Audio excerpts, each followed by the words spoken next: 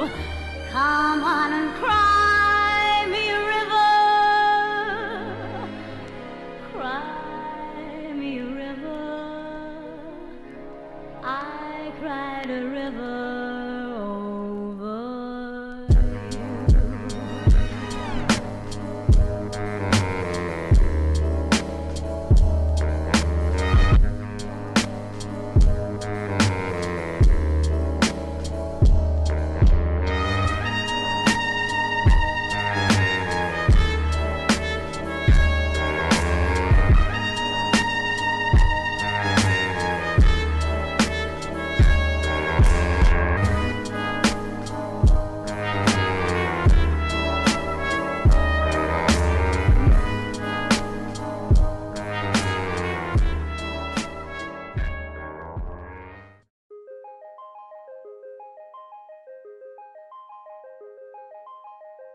Good morning, everyone, and welcome again to this stream about articles related to psychology, neuroscience, maybe some adjacent fields. So, like I said the last time, here we are today reading this article called Why Emotion Research is Stuck and How to Move It Forward, studying how organisms infer indirect threats and understand changing contexts, can establish a common framework that bridges species and levels of analysis. Let's see how hard to read this is for me. Here we go. Growing up in the 1980s, who's the author? Joshua Johansen, Team Director Laboratory for the Neural Circuitry of Learning and Memory, Riken Center of Brain Science. Where? I don't know. For the name, it sounds like Europe. Maybe. Let's see. Let's start. Oh, here it is. The dude, the author. Let's go. Growing up in the 1980s in Santa Cruz, California, I live in Santa Cruz de la Sierra, Bolivia, almost there, where redwood-covered mountains descend to the rocky edge of the Pacific might sound idyllic. But in the dark wake of the drug-fueled 70s, the beach town could also be frightening. There was a bully at my high school who once chased me down the street, threatening to hurt me.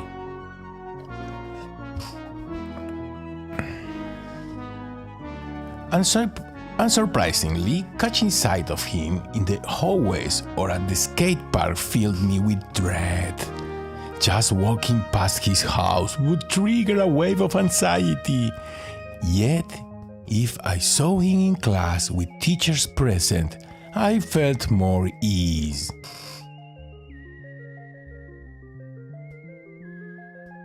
How did my brain know to fear him only in specific circumstances? More broadly, how did I infer emotional significance from the world around me? The fact that I or anyone can make these judgments suggests that emotion arises from an internal model in the brain that supports inference. Oh, like AI. The most important thing of AI, at this time at least, abstraction and flexible, context-dependent evaluations of threat or safety. Again, I'm gonna read it again. The fact that I or anyone can make these judgments suggests that the emotion arises from an internal model in the brain that supports inference, abstraction, and flexible, context-dependent evaluations of threat or safety. These model-based emotion systems help me infer danger from otherwise innocuous features of the environment, such as the bully's house, or to downgrade my alarm, as I did when an adult was present. Understanding the neural basis of emotion is a central question in neuroscience, with profound implications for the treatment of anxiety, trauma, and mood disorders. Yet, the field remains divided over what emotions are and how they should be defined, limiting processes. Yet the field remains divided over what emotions are and how they should be defined, limiting progress. I don't get the phrase, sorry. On one side are neurobiologists focused on the neural underpinnings of simple learned and innate defensive behaviors. On the other are psychological theorists who view emotions as subjective experiences arising from complex conceptual brain models of the world that are unique to humans. Yeah, I'm a psychologist. I like the latter. This divide fuels persistent arguments over whether emotions should be defined primarily as a conscious state or not. Though subjective feelings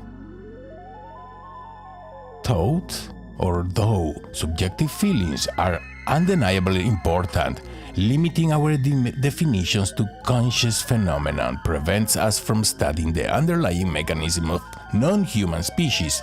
I have to read this again.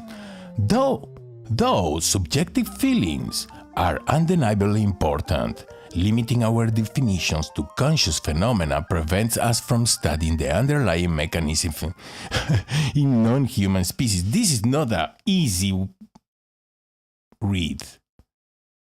So, let's go forward. To move forward, we need to identify the conserved neural processes that support higher-order internal model-based emotional experiences across species, regardless of whether they rise to consciousness. Let's agree that nobody has a sufficient strong definition of what consciousness is, or am I wrong? So, let's see. Historically, discussions of emotion centered on its subjective, introspective qualities. Let's analyze for a minute the word emotion. It's not the same as feelings or sentiments, right? Emotions pretty much says that moves you. This phenomenon moves you. No, emotion. So you can basically see the emotion in the body or in the behavior, like blush, right? So I don't know. Let's continue. If this gets harder to read, I'm gonna quit and go to the next one. We have how to think like a strategist or like a strategic genius. 5D thinking. I don't know. I didn't read it. And the other one is how to understand anything, become an elite thinker, frameworks, mental models, and tools for understanding almost anything, except the article here. So I should start with the become an elite thinker first, before this article, so I'm sorry. Let's try.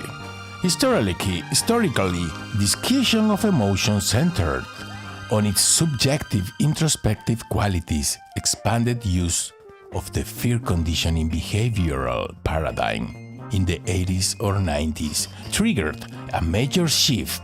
This task operationally defined learned fear through measurable behavioral and psychological responses, such as freezing rather than a subjective feeling. This framework enabled fruitful cross-species comparisons and revealed evolutionary conserved defensive circuits in the amygdala and related structures. It also helped establish models of exposure therapy and memory reconsolidation that continue to be explored clinically. Starting in the 2010s, Though cracks in this approach became increasingly apparent, some worried that using the term fear implied that rodents experience human-like subjective states. When the experiments truly probed only simple associative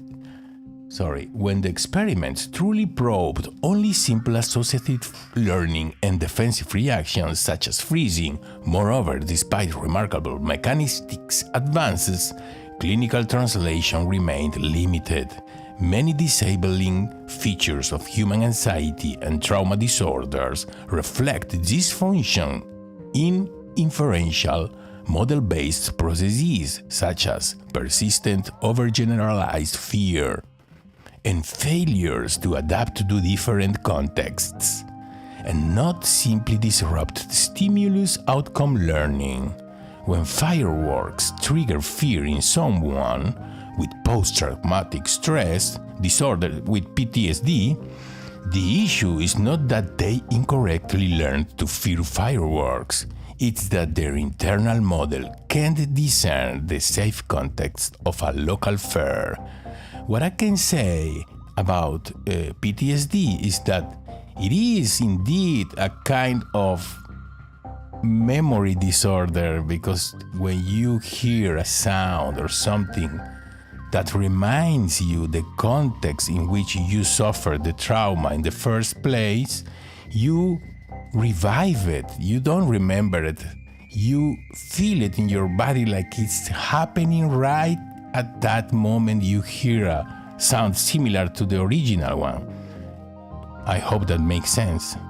So it's like the model and inference machine of context indicators is kind of disrupted, and with hypnosis is very interesting the way it works to help and heal that kind of disorder or problem. Let's continue. More importantly, a gulf persisted between how human and rodent researchers viewed emotion. Influential psychological theories increasingly framed emotions as individualized, subjective experiences arising from complex, human-specific, conceptual brain models that integrate sensory, interoceptive, cognitive, and cultural information to generate emotional meaning. These accounts capture phenomenology but have been difficult to map onto specific neural mechanisms. Moreover, because of their focus on conscious human emotional experience, these theories cannot be studied in animals. Okay, because animals had no our kind of language, at least, no, with words and so. It's very different, I think. Ethology studies animal behavior, and psychology studies. We have a lot in common and a lot not in common. So how can we move forward as a field? A broader perspective focused on a model-based emotion systems offers a middle ground. These systems provide an intermediate representational layer, one that is more abstract than simple associations, yet not dependent on conscious experience or complex human-specific capabilities. They may not generate subjective feelings directly, but they enable an organism to draw conclusions from incomplete information, to infer danger from a bully's house, for example, or to modulate emotional responses depending on context. Crucially, cross-species examination of model-based aspects of emotion has already begun. Experimental studies in rodents and primates have identified brain regions involved in emotional inference and generalization. Work from my laboratory, for example, leveraged a sensory preconditioning task as a tool to probe emotional inference, showing that rodents can learn to feel threatened by a stimulus.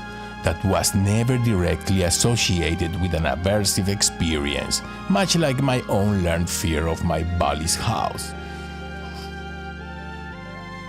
Critically, these behaviors were supported by a model-based representation encoded in the medial prefrontal cortex that links both direct and indirect predictors of threat with the aversive experience. Notably, this model-based system coordinates simple associative networks in the amygdala that are traditionally thought to govern fear conditioning. Every time comes back to the amygdala, with psychology at least. Research on interoceptive. What is interoceptive? Sorry, I have to discover, or let's ask the internet.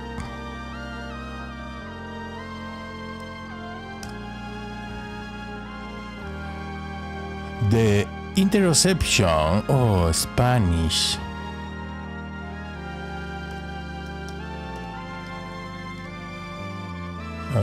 Give me an Okay, interoception is the eighth sensory system that allows the brain to receive, interpret, and act upon signals from inside the body, such as hunger, thirst. Okay.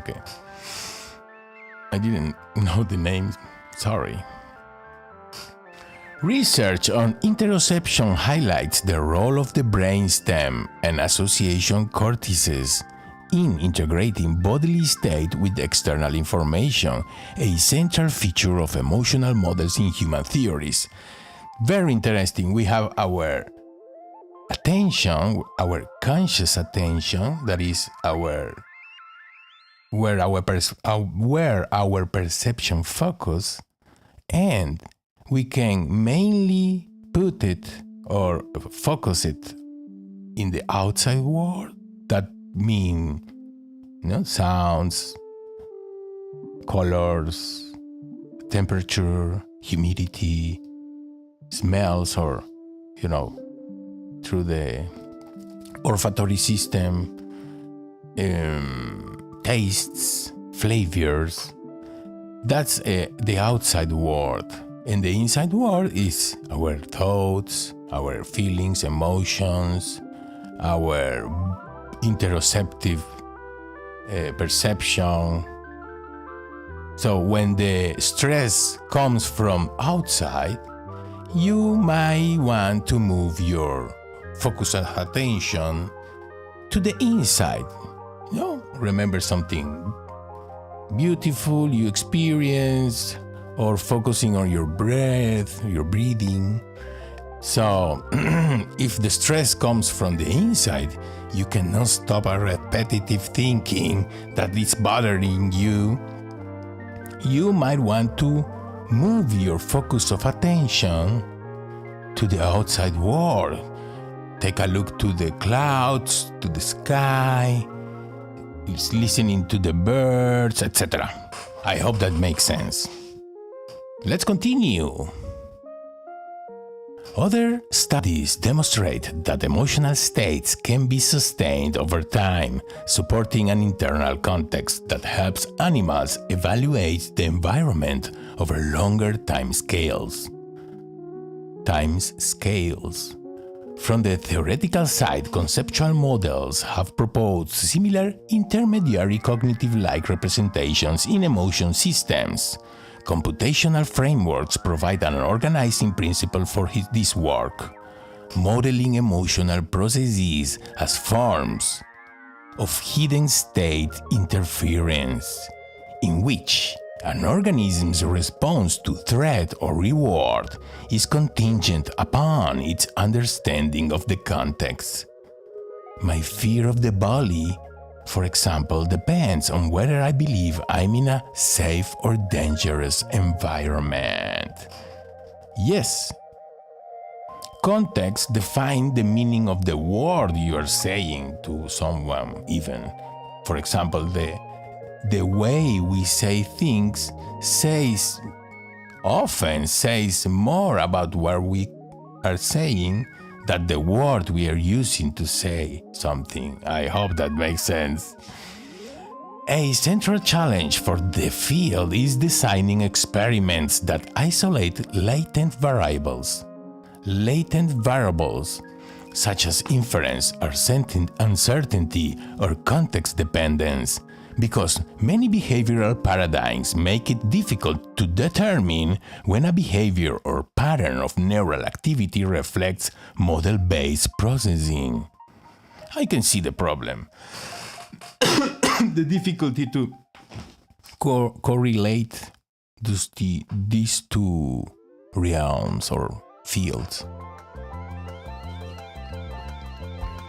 Like Plato. Where was I? The sensory preconditioning paradigm described above provides a powerful window into inference. Participants first learn that two neutral stimuli are related, and when one later acquires positive or negative value, the other inherits that meaning, despite never being directly paired with the outcome. This is the classical Pavlov dog, no? The bell and the food and the mouth getting wet, waiting for the food, but in a more sophisticated and advanced way through neuroscience, no? Trying to understand what happens inside the brain.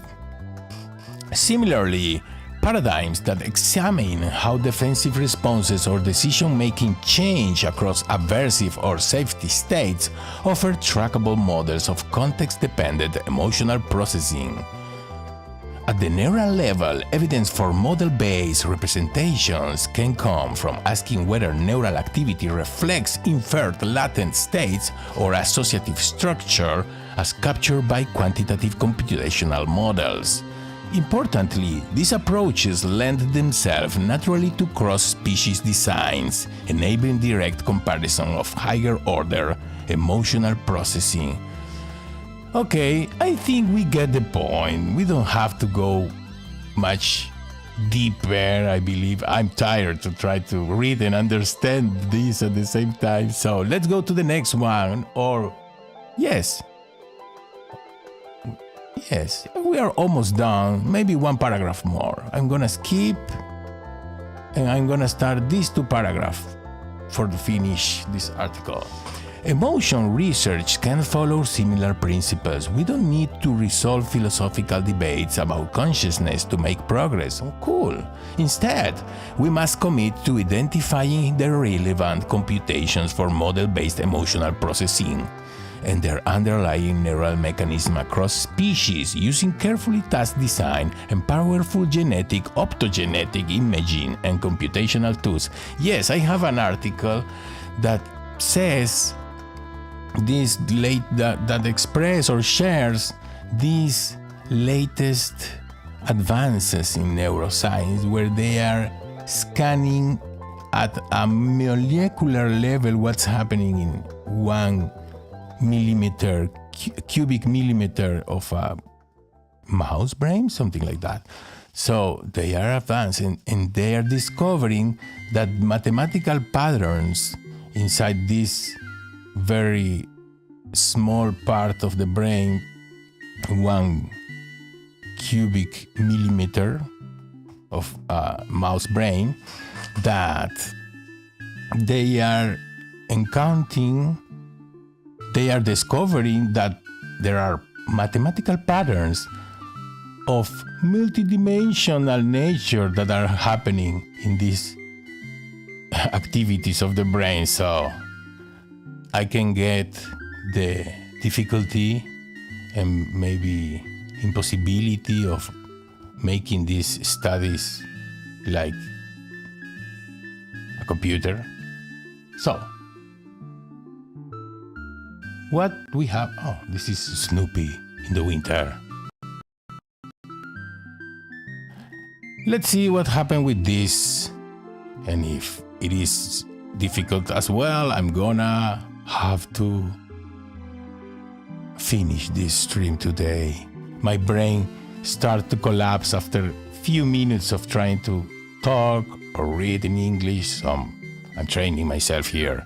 Bear with me if you want. If you don't, I'm sorry for the suffering. Have a nice day. I'm gonna try this one. If the computer allows me to do it, it can crash any moment as well, so that's a very good excuse to end. Foundations of understanding.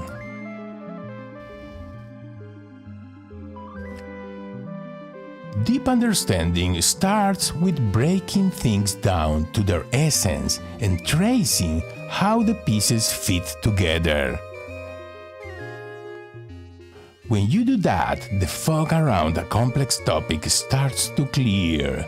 These heuristics provide something solid to stand on. They anchor our thinking in first principles and They anchor our thinking in first principles and help us build a framework solid enough to make sense of almost anything, no matter how complicated it seems at first. That sounds good.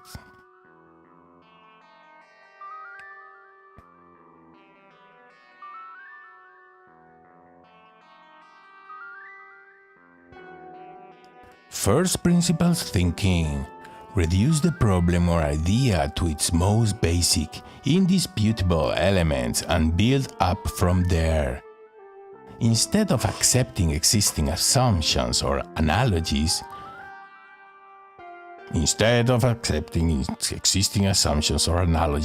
why it works? Because when you begin from what's fundamentally true, you strip away assumptions that might be misleading you. That's where the fresh insights usually come from. For example, it's not the same to say, "You make me feel sad when you do that," that saying, "I'm feeling sad when you do that."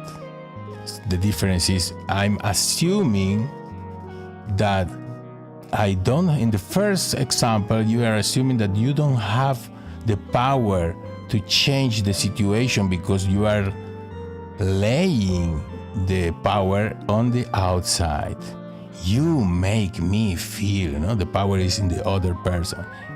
When in the second example, when I say, "I feel sad when you do that," I'm taking responsibility for the situation. Therefore, I able to fix it more easily, at least, than the other way. So, makes sense. You can kind of deduce the world of view of a person because the words they choose to use when they talk, if you know what I mean. For example, let me think another example. It's not the same to say feet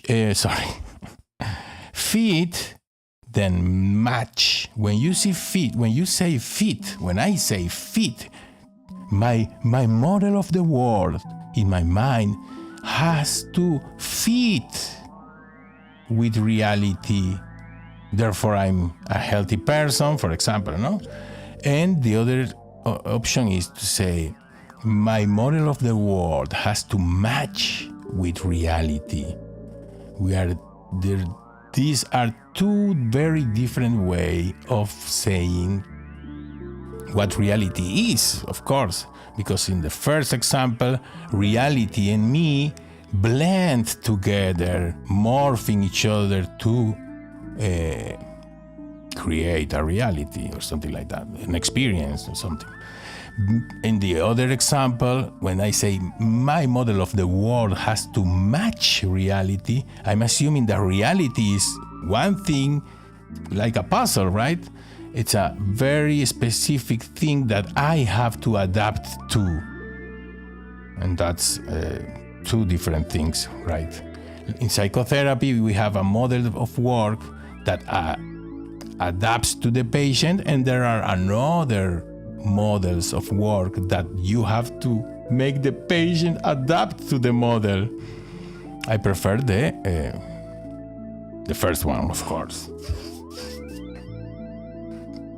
Decomposition, divide and conquer. Now let's break things down literally. Decomposition means dividing a big, complex system into smaller, bite-sized parts so you can understand each one in isolation and, very important, in relation to the whole.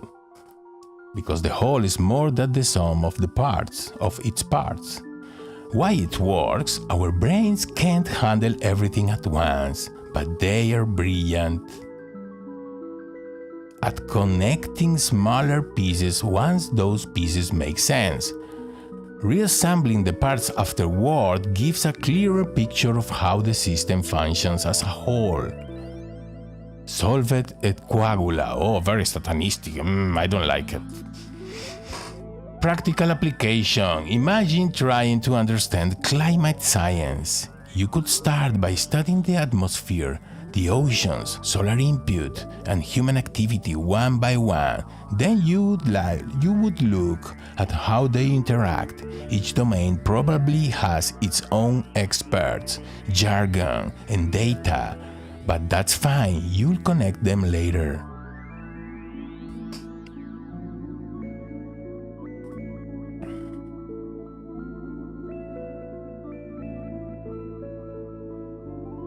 Oh, I'm lost. Oh, in engineering, the same logic applies. Good engineers often tear a machine apart before improving it. Once every piece clicks, they zoom out to make sure the full assembly makes sense. In problem solving, this might mean tackling a big project by splitting it into milestones or sub-problems. Elon Musk was talking about that yesterday in a new interview. You should look it up. Oh, my music is finished. Let me put another album, if you don't mind.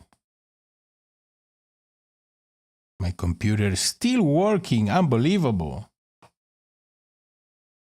What is this?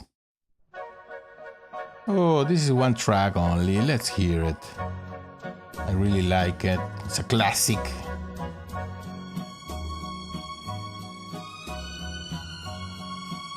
There is an example of two types of intelligence in play. There is a kind of chicken grill, a chicken net. You used to create a house for the chicken or a perimeter to protect the chickens. But this one is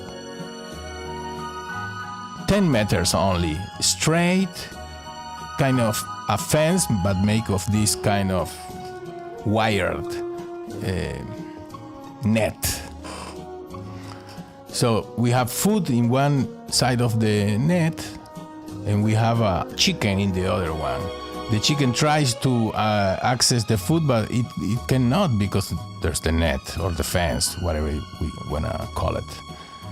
And try again, and cannot solve the problem of eating the food.